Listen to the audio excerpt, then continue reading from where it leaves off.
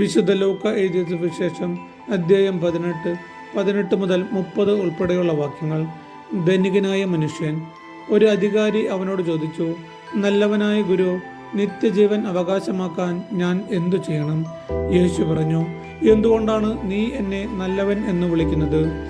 ദൈവമല്ലാതെ നല്ലവനായി മറ്റാരുമില്ല. പ്രമാണങ്ങൾ നിനക്കറിയാമല്ലോ. വ്യഭിചാരം ചെയ്യരുത്, കൊല്ലരുത്, മോഷ്ടിക്കരുത്, കള്ളസാക്ഷ്യം നൽകരുത്, പിതാവിനെയും മാതാവിനെയും ബഹുമാനിക്കുക. അവൻ പറഞ്ഞു, ചെറുപ്പം മുതലേ ഇവയെല്ലാം ഞാൻ പാലിച്ചിട്ടുണ്ട്.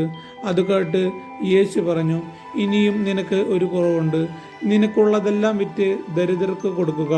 അപ്പോൾ സ്വർഗത്തിൽ നിനക്ക് നിക്ഷേപമുണ്ടാകും. അനന്തരം വന്ന് എന്നെ അനുഗമിക്കുക.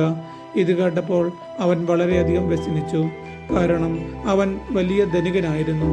യേശു അവനെ നോക്കിക്കൊണ്ടു പറഞ്ഞു, സമ്പത്തുള്ളവർ ദൈവരാജ്യത്തിൽ പ്രവേശിക്കുന്നത് എത്ര ദുഷ്കരം! ധനികൻ ദൈവരാജ്യത്തിൽ പ്രവേശിക്കുന്നതിനേക്കാൾ എളുപ്പം ഒട്ടകം സൂചിക്കുഴലിലൂടെ കടന്നു പോകുന്നതാണ്. ഇത് കേട്ടവർ ചോദിച്ചു, അങ്ങനെയെങ്കിൽ രക്ഷ പ്രാപിക്കാൻ ആർക്കു കഴിയും? അവൻ പറഞ്ഞു, മനുഷ്യർക്ക് അസാധ്യമായത് ദൈവത്തിന് സാധ്യമാണ്. പത്രോസ് പറഞ്ഞു, ഇതാ ഞങ്ങൾ സ്വന്തമായവയെല്ലാം ഉപേക്ഷിച്ച് നിന്നെ അനുഗമിച്ചിരിക്കുന്നു.